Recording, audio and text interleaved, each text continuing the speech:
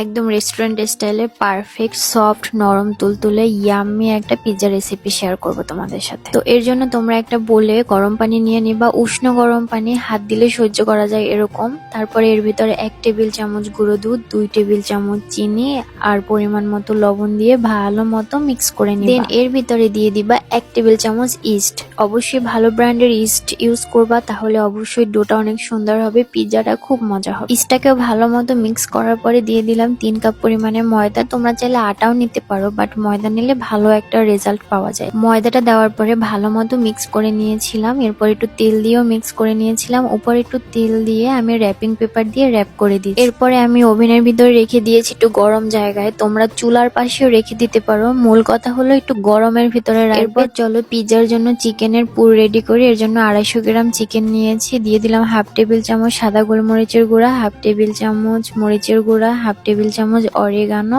1 table চামচ চিনি, পরিমাণ মতো লবণ, 1/2 টেবিল চামচ ডার্ক সয়া সস, 1/2 টেবিল চামচ চিলি সস আর একটু বেশি পরিমাণে টমেটো সস আর 1 টেবিল চামচ আদা রসুন বাটা দিয়ে ভালো মতো মিক্স করে নেব। এরপর একটা কড়াইতে অয়েল গরম করে নিয়ে ম্যারিনেট করা চিকেনটাকে দিয়ে ভালো মতো কুক করে নেব। এটা রান্না হতে হতে চলো আমরা কিছু সবজি কেটে নিই। আমি এখানে নিয়েছি গ্রিন ক্যাপসিকাম, রেড ক্যাপসিকামটা পাইনি, এর জন্য টমেটো নিয়ে নিয়েছি আর নিয়ে নিয়েছি পেঁয়াজ।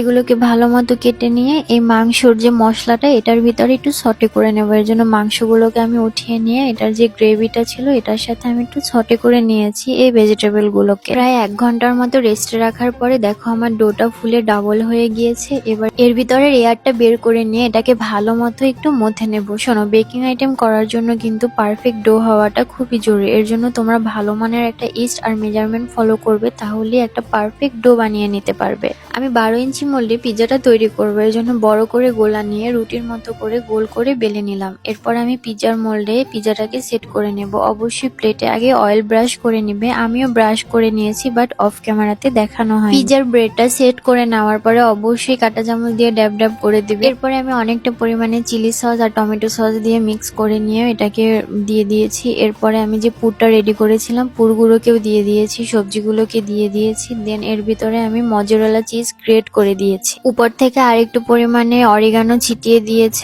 পিৎজাটাকে বেক করার জন্য আমি আগে থেকে 180 ডিগ্রিতে প্রিহিট করে নিয়েছিলাম। এরপরে আমি 200 ডিগ্রিতে 20 মিনিটের জন্য বেক করে নিয়েছি। 20 মিনিট পরে দেখো আমার পিৎজা একদম ডান। পিৎজা দেখতে অনেক সুন্দর হয়েছে, খেতেও অনেক মজা হয়েছে। তোমাদের সাথে পারফেক্টলি মেজারমেন্ট সহ একদম পারফেক্ট একটা পিৎজা রেসিপি শেয়ার করলাম। তোমরা অবশ্যই বাসায় বানিয়ে খাবে।